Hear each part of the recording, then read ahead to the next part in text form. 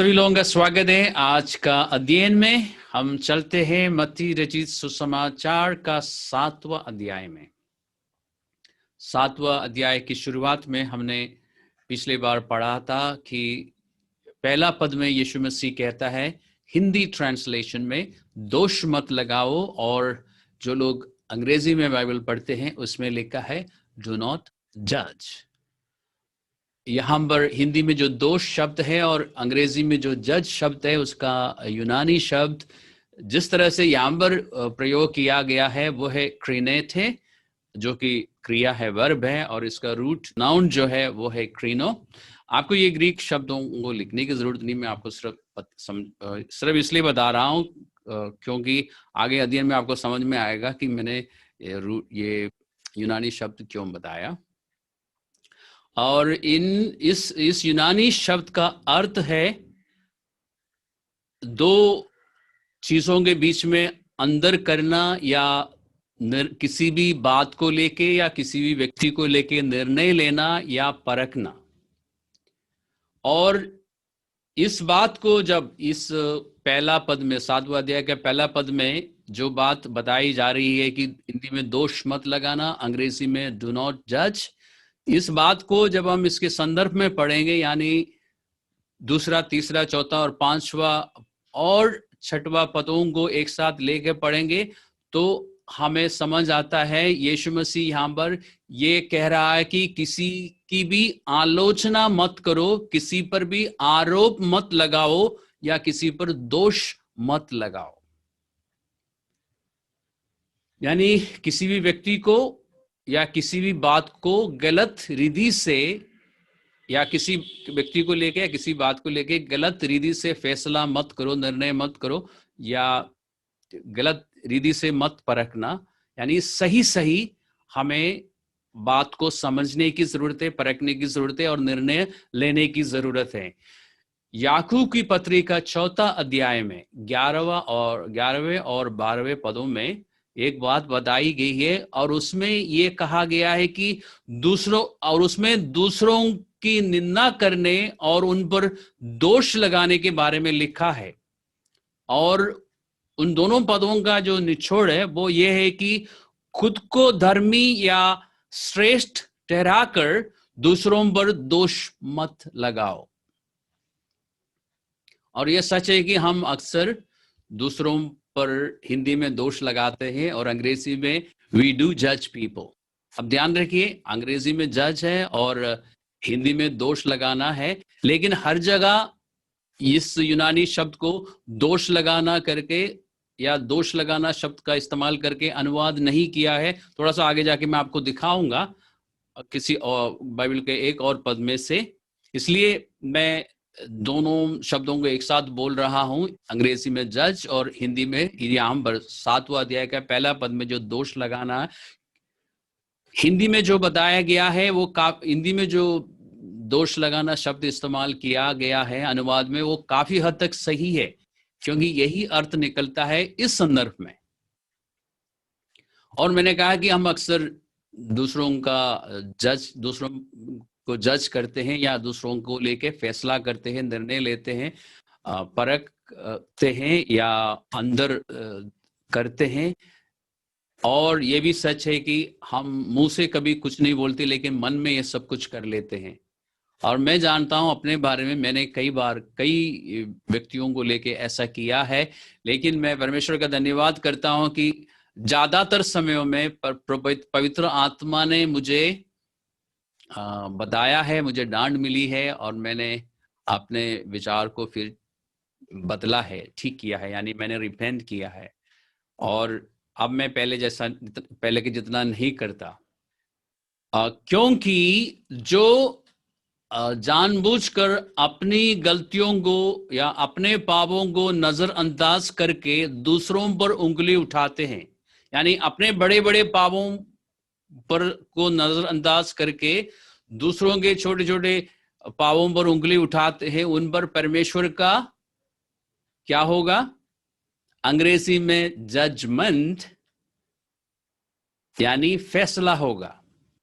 वहां पर हम दोष लगाना नहीं शब्द इस्तेमाल कर सकते, क्योंकि जैसे मैंने आपको बताया, जज जो शब्द हम हिंदी में इंग्लिश में इस्तेमाल करते हैं, उसका यूनानी भाषा में क्रीनो है, और उस शब्द का मतलब ही है फैसला लेना या निर्णय लेना या परखना। और इस बात को लेके कि हमने अपने बड़े बड़े पापों को तो ढांप दिया खुद, और दूसरों के छोटे छोटे पापों पर उंगली उठाया, उनको दोषी ठहराया, इस बात को लेके परमेश्वर हमारा फैसला लेगा।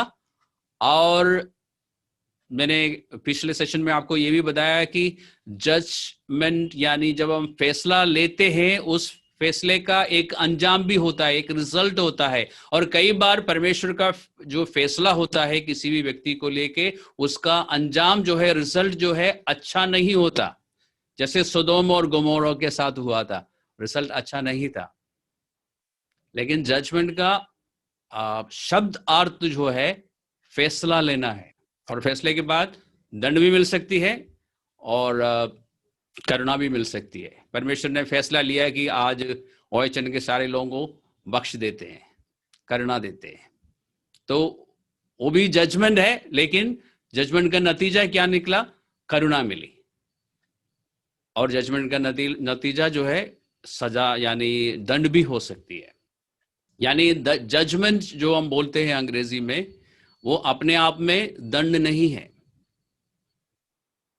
उम्मीद करता हूं कि आपको ये बात समझ आई है। कुरिन्थियों की पहली पत्री का 11वां अध्याय का 31वां पद में पौलुस कहता है कि यदि हम अपने आप को जांचते, मैं इसको पहले अंग्रेजी में पढ़ता हूं, इंग्लिश बाइबल यूज करने वालों के लिए। Now if we judged ourselves properly, we would not come under judgment. ये हिंदी वाले आप थोड़ा से रुक जाइए, मैं इंग्लिश बाइबल यूज करने वालों से बात करता हूं, 1 मिनट। अब मैं इस वर्ष को फिर से पढ़ता हूं। इस बार में हमने 2 बार जज शब्द को यहां पे पढ़ा है इंग्लिश ट्रांसलेशन में। इन दोनों जगहों पर मैं अब यूनानी शब्द मिला के पढ़ूंगा, अब ध्यान से सुनिएगा।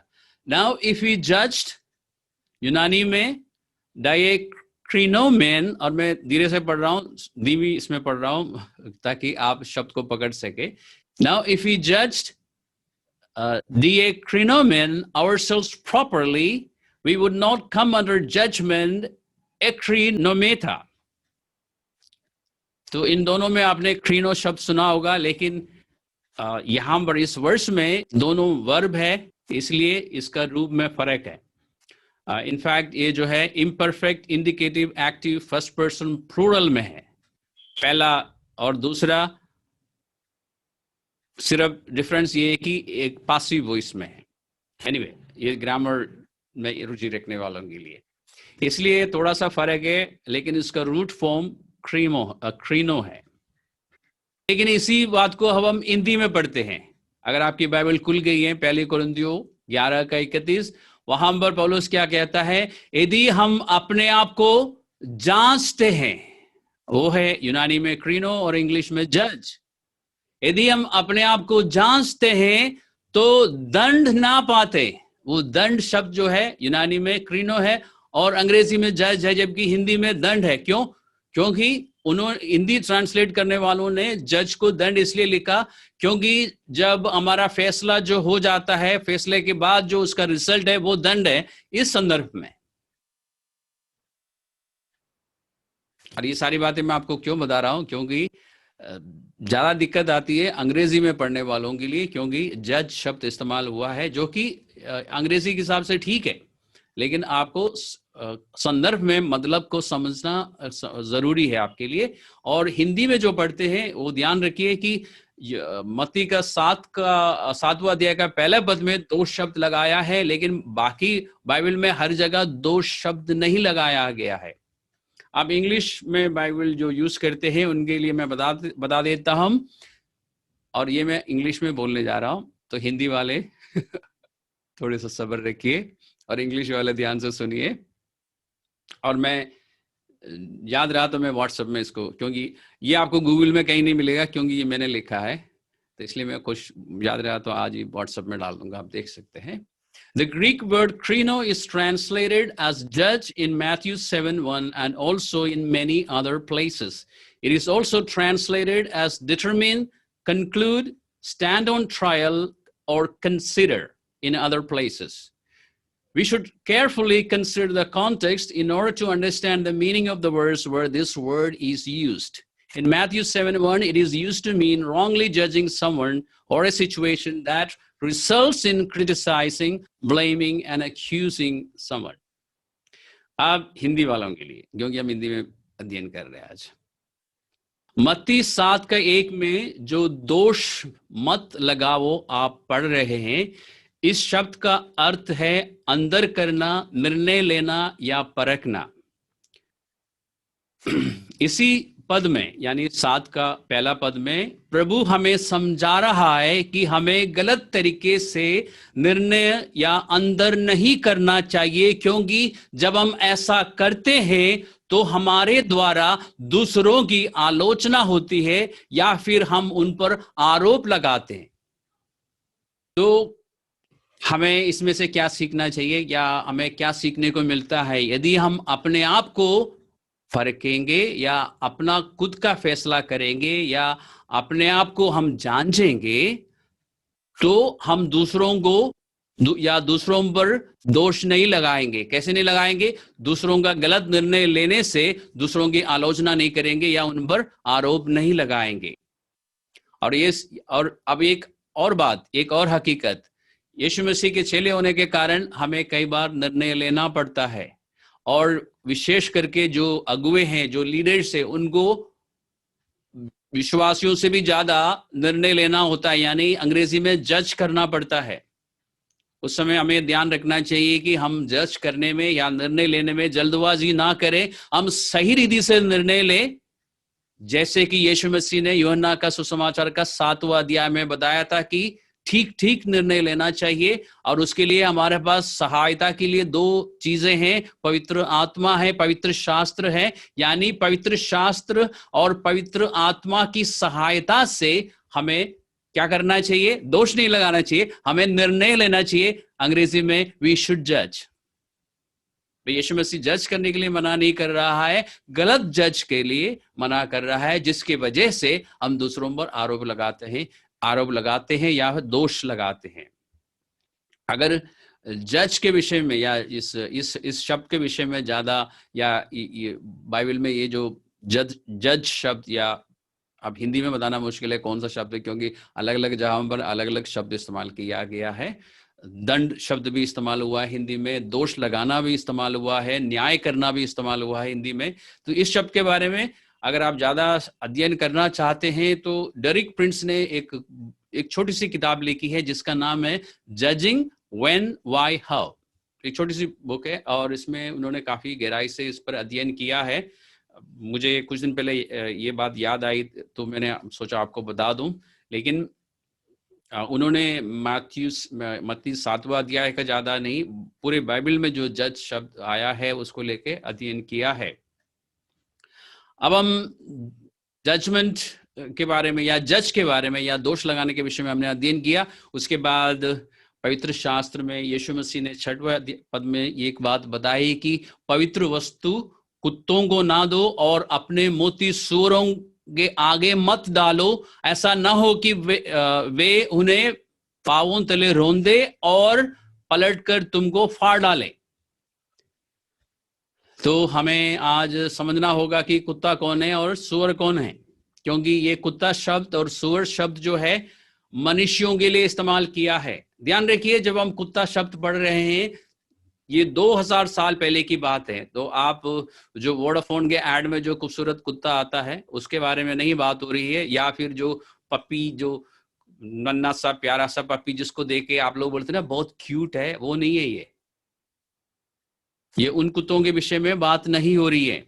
उस जमाने के कुत्ते जो होते थे गंदे होते थे, बीमार होते थे और बहुत ही ज्यादा लोगों पर आक्रमणकारी यानी आक्रमण करने वाले, और ग्रुप में घूमते थे और इंसान को काटते थे। इंसान पर सिर्फ काटते नहीं थे, बुरी तरह आक्रमण करते थे। बाइबल से उदाहरण दिखाता हूं आपको। अगर आपके पास बाइबल है तो खोल दीजिए, पहला राजा 14वां अध्याय 11वां पद। वहां पर एक भविष्यवक्ता जिसका नाम है अहियाग, उन्होंने यारोबाम जो कि वहां का राजा था उस समय, उनकी पत्नी से कहा कि यारोबाम के घराने के जो कोई नगर में मर जाए उसको कुत्ते खाएंगे। और ये कोई विशेष रूप से भेजे गए कुत्ते नहीं है परमेश्वर की ओर से उन पर न्याय लाने के लिए, ये वहां पर घूमने वाले आवारे कुत्ते हैं। आज के जमाने में भी हमें ऐसे कुत्ते दिखते हैं गली मोहल्लों में, लेकिन उससे कहीं ज्यादा खतरनाक कुत्ते थे उस जमाने के। हाँ, मैं आपको बताना भूल गया, ये सिर्फ भूखे और बीमार और दिखने में गंदे नहीं थे, ये मरी हुई चीजों को खाते थे, लाश खाते थे, और जिंदा जानवरों को भी अगर हो सके तो फाड़ डालते थे, क्योंकि ये आधा जंगली कुत्ते होते थे। इन कुत्तों के विषय में आपको पहला राजा का 14वां अध्याय का 11वां पद में मिला है। और एक और जानकारी आपको देता हूं, व्यवस्था विवरण का 28वां अध्याय में प्रभु यीशु मसीह ने उस जमाने में विश्वासियों को, इसराइलियों को आशीष और श्राप दोनों की बातें बताई।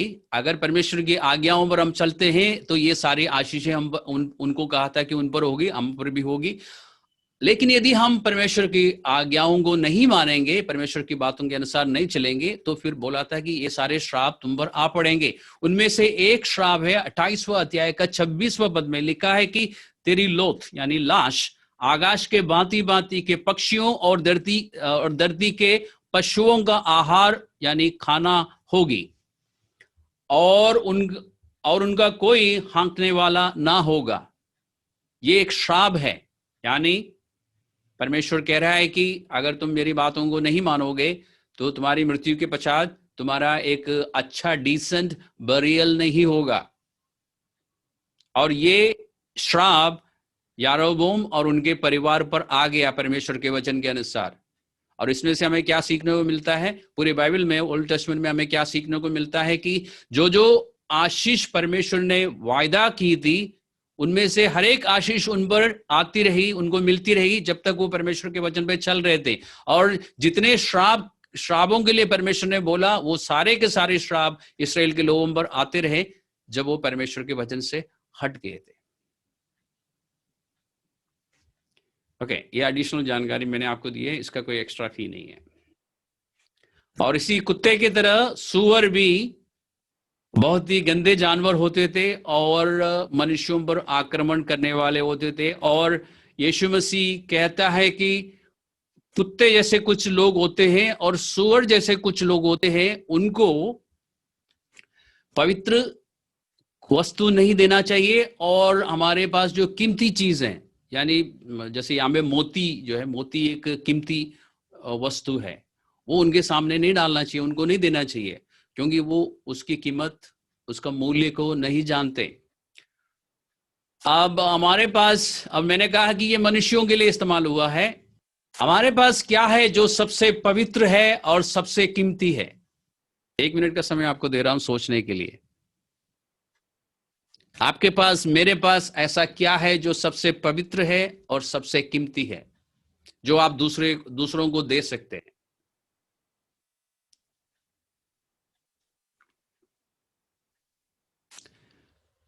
मुझे कुछ पीना था इसलिए मैंने सवाल पूछा। अब आपने सोच लिया होगा इतनी देर में। आपके और मेरे पास ऐसा क्या है जो सबसे कीमती है और सबसे पवित्र है? वो है सुसमाचार। क्योंकि सुसमाचार इस संसार के सबसे बड़ी और कीमती चीज है, जिसके लिए यीशु मसीह ने अपना लहू बहाया। ये सुसमाचार जो है, आप जब दूसरों के साथ बांटते हैं, जब दूसरों को बताते हैं, आपने देखा होगा कि कुछ लोग उसको ग्रहण करते हैं, कुछ लोग ग्रहण नहीं करते।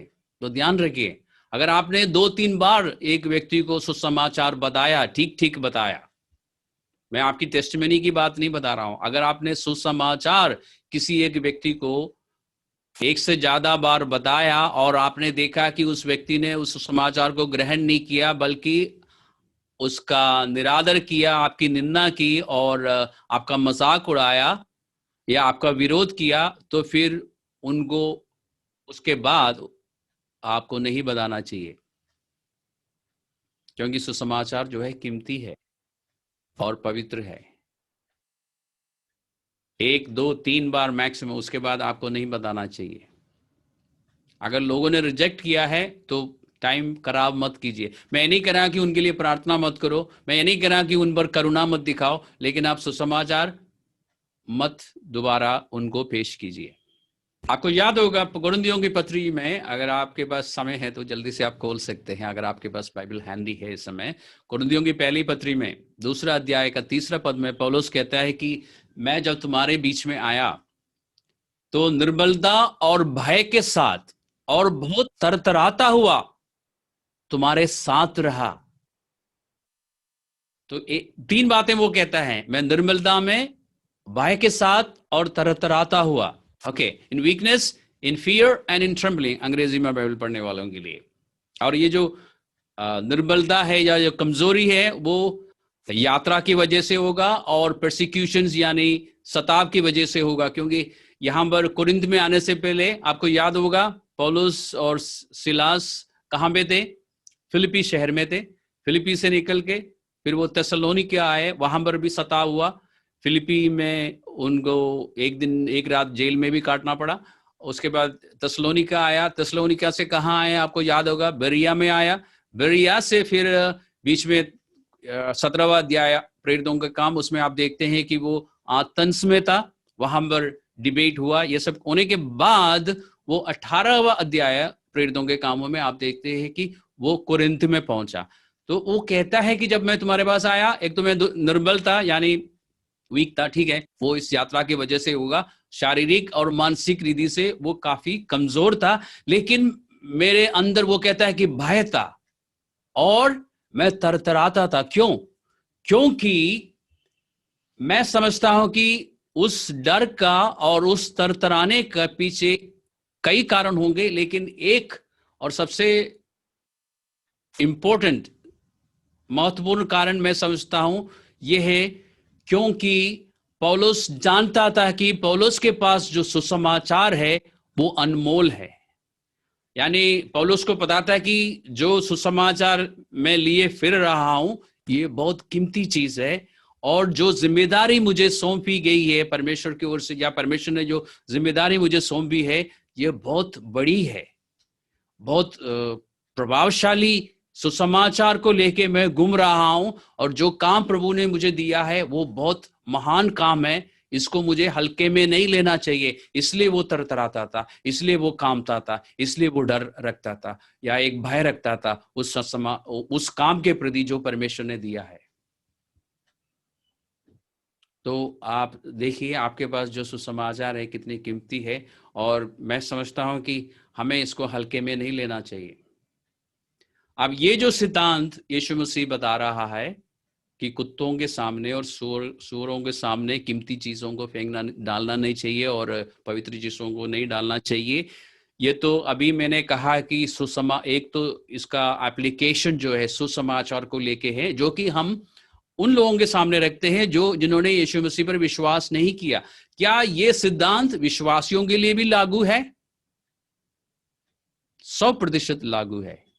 अगर आपने एक व्यक्ति को परमेश्वर के वचन से समझाया, 2-3 बार समझाया, आपने काउंसलिंग दी, वचन के अनुसार जो कुछ आप बता सकते थे आपने बताया, और बार बार बताया, 2 या 3 बार बताने के बाद उनको वचन से एडवाइस देना छोड़ दो। क्यों? क्योंकि जो वचन आप लेके फिर रहे हो, जिस वचन से आप समझा रहे हो, ये परमेश्वर का वचन है। ये किसी मनुष्य की कल्पना से लिखी गई पुस्तक नहीं है। आप बताना छोड़ दो, क्योंकि उस व्यक्ति ने अपने एक्शंस के द्वारा, अपने व्यवहार के द्वारा आपको जवाब दे दिया कि मैंने नहीं मानना है।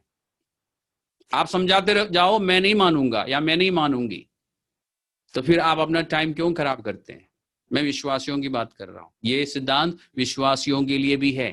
इसलिए जो लोग वचन समझाए जाने के बाद या बार बार वचन समझाए जाने के बाद वचन के अनुसार नहीं चलते, आप सावधान हो जाइए, क्योंकि एक समय आएगा समझाने वाला अपना हाथ पीछे खींच लेगा, वो कहेगा अब मैं नहीं समझाऊंगा वचन से। क्यों? क्योंकि आप नहीं मानेंगे, आपने ठान लिया है कि मैं वही करूंगा जो मैं चाहूंगा, और वचन से सुनाने वालों को, सिखाने वालों को सिखाने दो, मैं नहीं मानता।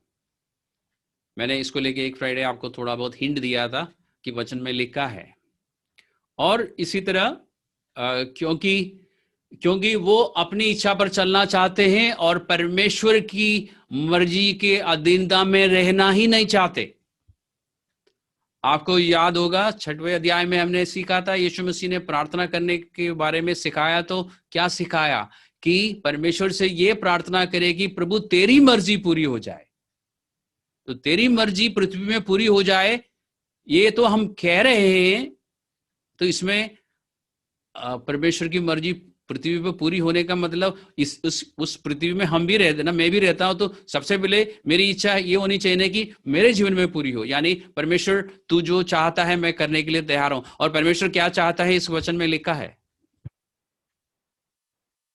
आप देखिए कितनी सीरियस बात है ये। तीतुस की पुस्तक में, टाइटस 3 अध्याय का 10वां पद में पवित्र शास्त्र में एक आदेश है। तीतुस को पौलुस कहता है कि एक पाखंडी को, यानी विरोध करने वाला या विभाजन करने वाला व्यक्ति को या गलत शिक्षा देने वाले व्यक्ति को 1, 2 या 3 बार समझाकर, नहीं, 2, 3 तो मैं कह रहा हूं, पवित्र शास्त्र में 2 बार लिखा है, 1 या 2 बार समझा के उसको छोड़ दो। और ये गलत शिक्षा देने वाला वो नहीं है जो पुलपिट के पीछे खड़े होकर सिखाता है। हम जब ये टीचिंग के बारे में सुनते हैं, शिक्षा के बारे में सुनते हैं, तो हम सोचते हैं कि, लेकिन यहाँ पे जो बता रहा है, और विशेष करके जो अंग्रेजी में है, उसमें लिखा है कि those who continue to teach false doctrine, ये पुलपिट के पीछे खड़े होकर सिखाने वाला नहीं है। ये वो है जो अपने व्यवहार के द्वारा ये दूसरों को सिखाता है कि मैं ऐसा करता हूं, आप भी चाहे तो ऐसा ही करो। तो कहने का मतलब क्या है, ये जो कुत्ता और सुअर जो है, सिर्फ अविश्वासी नहीं, विश्वासी भी बन सकता है। किसके साथ? परमेश्वर के साथ। परमेश्वर के आगे वो कुत्ते जैसे व्यवहार कर सकता है, सुअर जैसे व्यवहार कर सकता है। और परमेश्वर कहता है कि उनके सामने फिर कीमती चीजें रखना बंद करो। फिर परमेश्वर के जो एक पाठशाला होता है जिसमें डिसिप्लिन और परमेश्वर सभ्यता वगैरह सिखाता है, फिर उसमें से निकलना होगा, जिसको हम अंग्रेजी में खूबसूरत शब्द इस्तेमाल करते हैं, ट्रायल्स।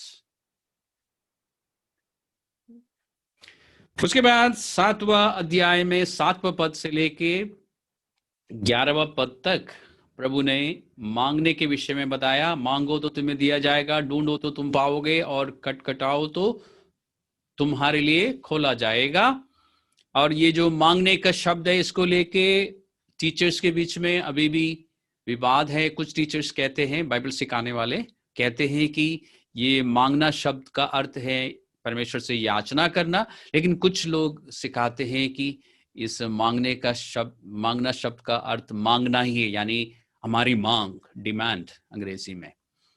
और मेरा कहना है कि ये इस बात पर निर्भर है कि परमेश्वर के साथ आपका संबंध क्या है यार, कैसा है, उस पर निर्भर होगा कि परमेश्वर से आप याचना करेंगे या डिमांड करेंगे। वो आपके और परमेश्वर के बीच में है। लेकिन प्रभु यीशु मसीह ने क्या कहा? हम मांग सकते हैं। यहाँ पे बहुत साफ रीति से परमेश्वर कहता है कि पिता जो है, पिता परमेश्वर अपने मांगने वालों को सब प्रकार की अच्छी वस्तुएं देना चाहता है। और हमें क्या करना चाहिए? बच्चों के नाई पिता के पास जाना चाहिए और पिता से मांगना चाहिए। और परमेश्वर, क्योंकि हम परमेश्वर के बच्चे हैं, संतान हैं, और क्योंकि वो हमारा पिता है, वो हमें ये अनुमति देता है कि हम उसे हे अब्बा, हे पिता कह के पुकार सकते हैं। रोमियो की पत्री का 8वां अध्याय का 15वां पद में लिखा है। और परमेश्वर उदारता के साथ, बहुतायत के साथ देने वाला पिता है। और 6वां अध्याय में हमने सीखा था, यीशु मसीह ने कहा कि तुम्हारे मांगने से पहले तुम्हारे पिता को मालूम है कि तुम्हें क्या जरूरत है। और ये भी कहा था कि इसलिए हमारी जरूरतों को लेके हमें चिंता करने की जरूरत नहीं है। और यहां पर प्रभु ने रोटी के विषय में कहा, मछली के विषय में कहा, और अंडे के विषय में कहा, ये तीनों चीजें आपको खानी चाहिए। नहीं, मैं ये नहीं कह रहा हूं, मैं ये कह रहा हूं कि रोटी और मछली और अंडे ये सब अच्छी वस्तुएं हैं जो हमें मांगनी चाहिए। वो हमारे खाने को, हमारे पहनने को, हमारे शारीरिक जरूरतों को दर्शाते हैं।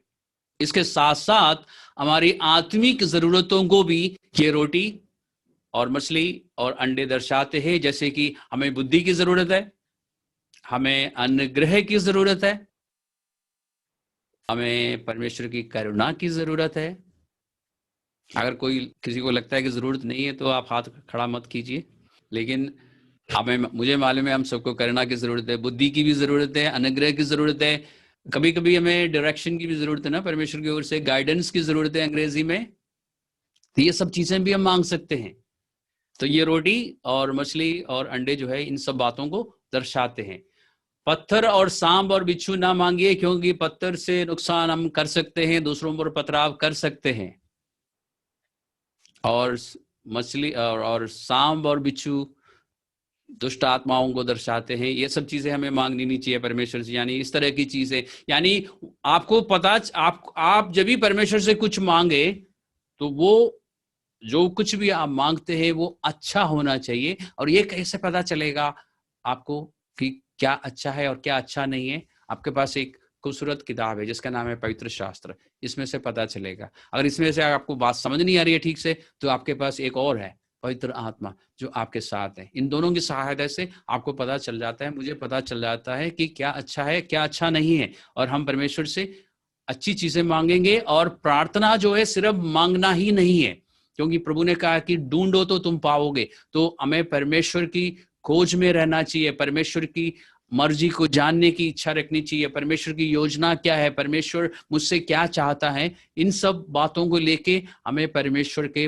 पास जाने की जरूरत है, खोजने की जरूरत है, ढूंढने की जरूरत है, समझने की जरूरत है। और प्रभु ने कहा कि उसके बाद तुम खटखटाओ। अगर तुम मांग रहे हो और खोज भी रहे हो, उसके बाद भी तुम्हें रिजल्ट नहीं मिल रहा, तो परमेश्वर कहता है कि तुम खटखटा सकते हो। और खटखटाना शब्द वर्तते समय आपको याद रखना है, 2000 साल पहले की बात है। इलेक्ट्रिक बेल नहीं होते थे वहां पे उस समय, और नॉकर्स भी नहीं होते थे। घर के दरवाजे के पास आके कोई खटखटाता नहीं था, घर के आंगन के बाहर खड़े होके जोर से पुकारते थे, आवाज को लोग पहचानते थे। याद है जब पतरस जेल में से निकल के आया, बाइबल में लिखा है कि पतरस ने खटखटाया और रोड़ा नाम की एक लड़की, जहां तक मुझे याद है, उसने उस आवाज को पहचान लिया और कहा कि ये पतरस है। तो वो उदाहरण मैं आपको इसलिए दे रहा हूं कि परमेश्वर खटखटाना शब्द जो हमारे ट्रांसलेशन में आज जो हम पढ़ रहे हैं, इसका मतलब है कि परमेश्वर को आप पुकार सकते हैं, पुकारते रहो। जैसे भिखारियों को देखा ना, और कि वो एक बार भीख मांग के नहीं जाते ना, हाँ जी जी कुछ दो, आप नहीं दे रहे, चलो मैं जा रहा, नहीं नहीं, वो मांगते रहते हैं, मांगते रहते हैं, जब तक आप कुछ देंगे नहीं या डांटेंगे नहीं वो मांगते रहेंगे। इसी तरह बेशर्म होके हम परमेश्वर से मांग सकते हैं, इससे ज्यादा हमें क्या चाहिए? परमेश्वर कहते हैं कि मांगो, खोजो और पुकारो। जो तुम्हारी जरूरत है वो परमेश्वर गारंटी देता है कि वो देगा हमें। जो अच्छी वस्तुएं हम मांगेंगे परमेश्वर हमें देता रहेगा। उसके बाद हम पहुंचते हैं 12वें पद में। 12वां पद मसीही लोगों के लिए, विश्वासियों के लिए सबसे कठिन आदेश है परमेश्वर की ओर से, इसलिए मैं एक बार पढ़ना चाहूंगा उसको। इस कारण, किस कारण? इन सब बातों के कारण जो अभी तक हमने पढ़ी है। जो कुछ तुम चाहते हो कि मनुष्य तुम्हारे साथ करे, तुम भी उनके साथ वैसा ही करो, क्योंकि व्यवस्था और भविष्यवक्ताओं की शिक्षा यही है। इसको अंग्रेजी में हम कह सकते हैं गोल्डन रूल, और हिंदी में कह सकते हैं सुनहरा नियम परमेश्वर की ओर से, कि जो हम दूसरों से चाहते हैं ना, वो हम स्वयं करें उनके साथ। यीशु मसीह के इस पृथ्वी पर प्रकट होने से पहले भी इस तरह की, इससे मिलती जुलती कुछ शिक्षा यहूदी टीचर्स, यानी जिनको हम हिंदी में क्या बोलते हैं, रब्बी बोलते हैं, यानी अंग्रेजी में राबाई, वो सिखाते थे। और हिंदुइज्म में भी और बुद्धिज्म में भी इससे मिलती जुलती शिक्षा दी जाती थी। लेकिन एक फर्क है, वो कुछ नेगेटिव कमांडमेंट के रूप में, यानी आप ऐसा नहीं करना। जैसे एक रब्बी का नाम मैं बताता हूं, रब्बी हिलेल नाम के एक रब्बी है। उनका कहना है कि जिस चीज को तुम पसंद नहीं करते हो या जिसको सबसे नीच तुम समझते हो, वो दूसरों के साथ नहीं करना। यही चौरा आप जानते हैं ना, पुराना नियम व्यवस्था, उसकी शिक्षा है। तो नहीं करने के लिए कहा गया है। लेकिन यीशु मसीह ने जो आदेश दिया है वो नहीं करने के लिए नहीं, करने के लिए है। यीशु मसीह ने पॉजिटिव तरीके से बताया कि जो तुम दूसरों से चाहते हो वो उनके लिए करो। और फिर ये भी कहा कि व्यवस्था और भविष्य वक्ताओं की शिक्षा यही है, यानी पूरी व्यवस्था और भविष्यवक्ताओं की शिक्षा का निचोड़ यह है कि जो तुम दूसरों से चाहते हो, अगर यानी तुम दूसरों से प्यार चाहते हो तो दूसरों को प्यार करो, आदर चाहते हो दूसरों का आदर करो।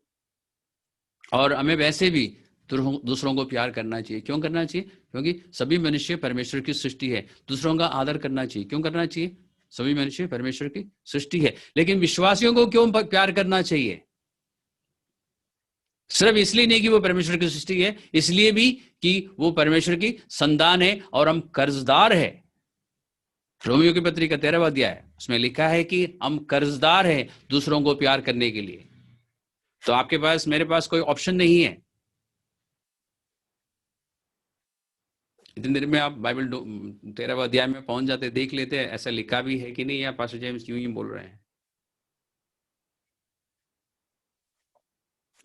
हम कर्जदार हैं। और इसी तरह विश्वासियों का हमें आदर करना चाहिए। क्यों? क्योंकि वो परमेश्वर की संतान है। और हमें करुणा दिखाने के बारे में कुछ मुझे कहने की जरूरत नहीं है ना। विश्वासियों पर भी करुणा दिखानी चाहिए क्योंकि वो परमेश्वर की संतान है, और दूसरे मनुष्यों पर भी करुणा दिखानी चाहिए क्योंकि वो परमेश्वर की सृष्टि है। अगर ये सब हम करते रहेंगे तो हमें भी मिलता रहेगा। हम दूसरों को प्यार करेंगे तो हमें भी प्यार मिलेगा, दूसरों का आदर करेंगे हमें भी आदर मिलेगा, दूसरों पर करुणा दिखाएंगे तो हम पर भी करुणा होगी। मैं जानता हूं, ये मैंने आपको शुरुआत में ही कहा ना कि ये सबसे कठिन आदेश है, क्योंकि ये बहुत बहुत ही चैलेंजिंग आदेश है। क्योंकि आज के जमाने में, विशेष करके 21st सेंचुरी में, ये सिखाया जाता है अधिकतर जगहों पर कि आप परमेश्वर के खास हो, यू आर स्पेशल। इसलिए और जिन स्पेशली जो यूथ है जिनको ये शिक्षा मिलती है, वो समझते हैं कि मुझे हर एक से हमेशा अटेंशन मिलना चाहिए क्योंकि मैं स्पेशल हूं। स्पेशल का मतलब यही हुआ ना, आप स्पेशल हो इसका मतलब आप ही स्पेशल हो, बाकी सब ऐसे ही है। इस तरह की शिक्षा आमतौर पर दी जाती है। और जो जिन लोग इन शिक्षाओं पर पलकर बड़े हुए चर्च के अंदर, उनके लिए बहुत ज्यादा दिक्कत होगी इस बात को समझने में कि यीशु मसीह कह रहा है कि जो तुम दूसरों से चाहते हो, अगर तुम चाहते हो कि दूसरा तुम्हें स्पेशल समझे तो पहले उनको स्पेशल समझो। नहीं नहीं जी, मैं स्पेशल हूं, नहीं। तो ये दिक्कत रहेगी। और हमें इस बात पे मन फिराने के, यानी अपने विचारों को बदलने की जरूरत है। जितना मैं स्पेशल हूं उतना बाकी लोग भी स्पेशल है परमेश्वर के लिए, क्योंकि हम सबके लिए एक स्पेशल प्राइस, स्पेशल कीमत दी गई है जिसका नाम है यीशु मसीह का लहू। और देखिए, यीशु मसीह ने कहा कि सारी व्यवस्था और भविष्यवक्ताओं की शिक्षा का निचोड़ यह है। जबकि आपने भी सुना होगा कुछ शिक्षकों को, कुछ लोगों को ये कहते हुए कि पुराना नियम जो है, व्यवस्था जो है, एक्सपायर्ड दवाई है। एक्सपायर्ड दवाई आप जानते हैं ना। कुछ लोगों के मुंह से मैंने ये भी सुना है कि पुराना नियम जो है पॉइजन है, जहर है। लेकिन यीशु मसीह क्या कहता है? सारी पूरी व्यवस्था और भविष्यवक्ताओं का निचोड़ यह है कि जो तुम दूसरों से चाहते हो वो उनके लिए करो। इसमें यीशु मसीह इसके बाद कहता है 13वां पद से लेके 13वां और 14वां पदों में यीशु मसीह कहता है कि सकेत फाटक से प्रवेश करो, क्योंकि चौड़ा है वे फाटक और सरल है वे मार्ग जो विनाश को पहुंचाता है, और बहुतेरे हैं जो उससे प्रवेश करते हैं। क्योंकि सकेत है वे फाटक और कठिन है वे मार्ग जो जीवन को पहुंचाता है, और तोड़े हैं जो उसे पाते हैं। यानी नरक की ओर ले जाने वाला रास्ता जो है बहुत ही चौड़ा है, उसका फाटक गेट भी काफी चौड़ा है, और उसमें उसके सामने या उस पूरे मार्ग में बार बार आपको साइन बोर्ड्स मिलेंगे जिसमें लिखा होगा वे टू हेवन, स्वर्ग का रास्ता, जबकि है नहीं वो। और इस रास्ते में काफी सारे एजेंट्स भी मिलेंगे आपको, जो आपको उत्साहित करने के लिए, आपको प्रेरणा देने के लिए, आपको प्रोत्साहित करने के लिए, आपको रोमांचित करने के लिए अच्छी अच्छी बातें बताकर, और आपको गारंटी देगा कि आप स्वर्ग में जाएंगे। और इसलिए बहुत से लोग इस मार्ग को चुन लेते हैं, और बहुत सारे इस मार्ग को चुन लेते हैं क्योंकि ये आसान है, इसमें अट्रैक्शंस बहुत हैं और इसमें विरोध बिल्कुल भी नहीं है, लेकिन ये अनंत मृत्यु की ओर ले जाता है। लेकिन अनंत जीवन का रास्ता जो है वो काफी सकेत है, संग्रह है, और मुश्किल है उस पे उस रास्ते में सफर करना, मतलब उर्दू वाला सफर, अंग्रेजी वाला नहीं, उसमें यात्रा करना हिंदी में।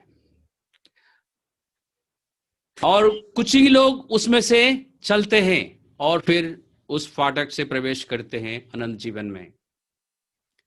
अब मैंने नरक की बात की तो आपको ऐसा लग रहा ना कि ये उद्धार के विषय में बात हो रही है, कि कुछ लोग उस सकेत फाटक में से या उस संग्राम मार्ग में से चलकर यात्रा कर कर स्वर्ग में प्रवेश करेंगे, और बाकी सारे लोग, अधिकतर लोग उस चौड़ा मार्ग में से जाके उस चौड़ा फाटक में से होते हुए नरक की ओर जाएंगे।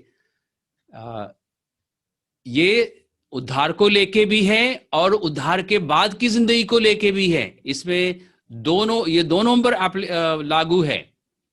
जहां तक अविश्वासियों की बात है, उनके लिए पहले ये उद्धार को लेके है कि वो यदि इस सकेती फाटक में से गुजरेंगे या इस संग्राम मार्ग में से चलेंगे तो उद्धार मिलेगा।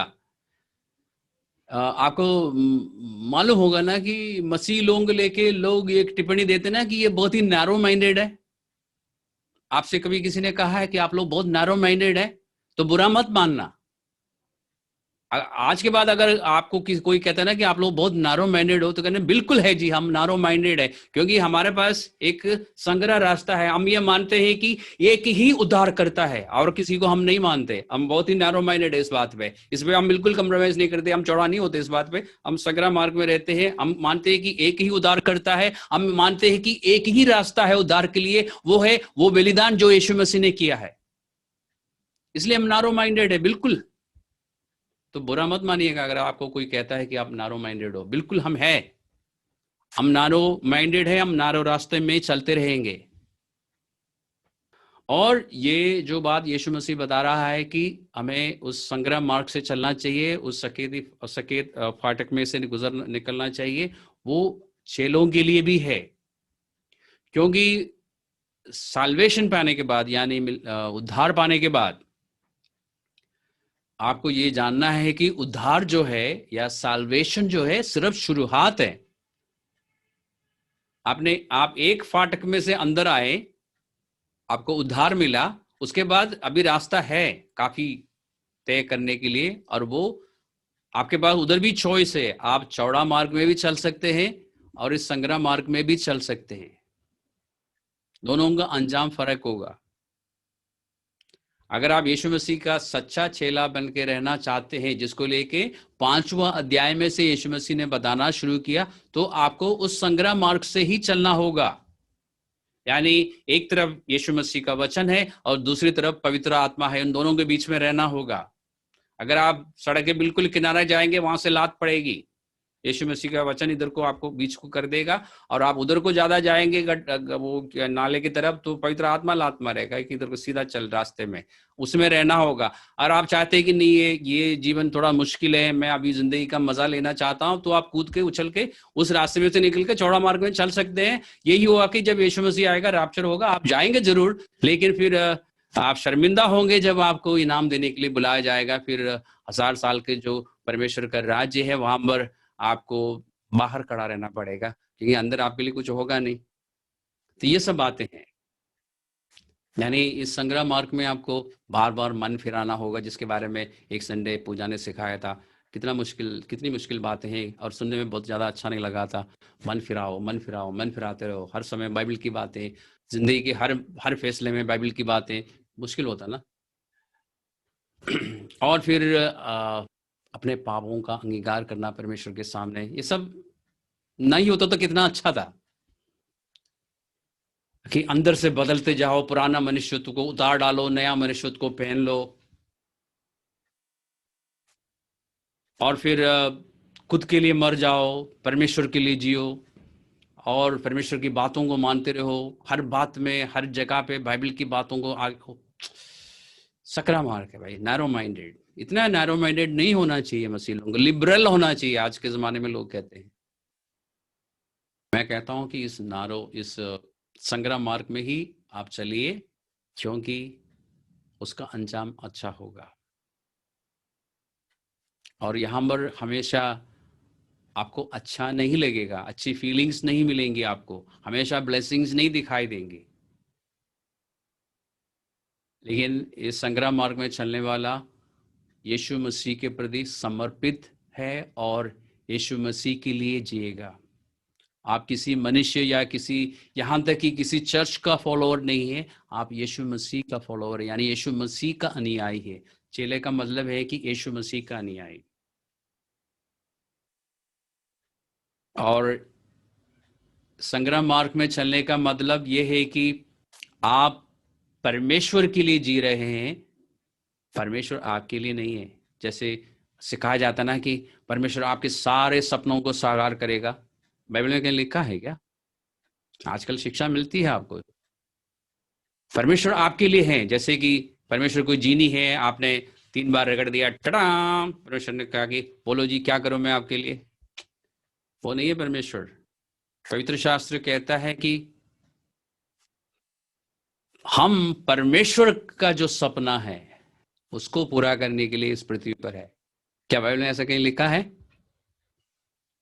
अभी जो मैंने बोला बाइबल में है या नहीं? है या नहीं? एक बार बाइबल पढ़ के देखिए। आपके लिए काम आसान कर देता हूं। प्रकाशित वाक्य में लिखा है कि परमेश्वर ने हमें अपनी महिमा के लिए बनाया है।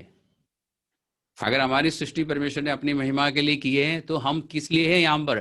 परमेश्वर का जो सपना है, जिसको हम कहते हैं ना, परमेश्वर की जो योजना है, उसे पूरा करने के लिए हम यहाँ पर है। हाँ, ये ज्यादातर जगहों में आजकल सुनने को नहीं मिलेगा। और मैंने ही आपको बताया कि जो बातें आप सुनते हो, आप बाइबल में देख लेना है या नहीं। इसलिए मैंने आपको बताया प्रकाशित वाक्य में लिखा है, और ज्यादा पन्ना पलटने की जरूरत नहीं है, आपको शुरुआत में ही मिलेगा। 3 या 4 अध्याय कौन से आपको मिल जाएगा। फिलिपियों की पत्री में 1 अध्याय में 21वें पद में पौलुस ने कहा, मेरे लिए जीवित रहना मसीह है। इसका क्या मतलब है? पौलुस कहता है कि मेरा जीवन जो है, मेरे लिए जीवित रहने का अर्थ है कि मैं यीशु के लिए जीऊं।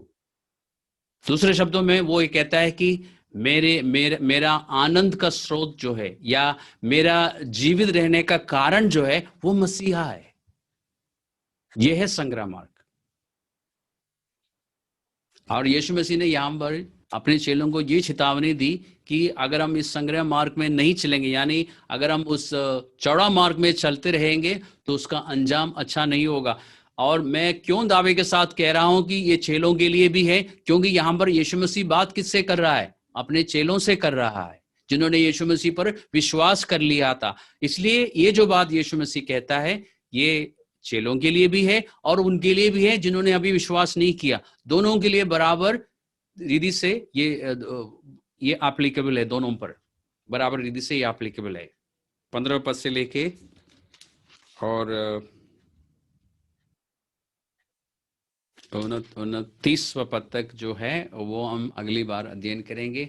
और हम इस सरमन ऑन द माउंट, यीशु मसीह का पहाड़ी उपदेश को समाप्त करेंगे। और अगले फ्राइडे जब हम इकट्ठा होंगे, तो हम उन बातों पर चर्चा करेंगे।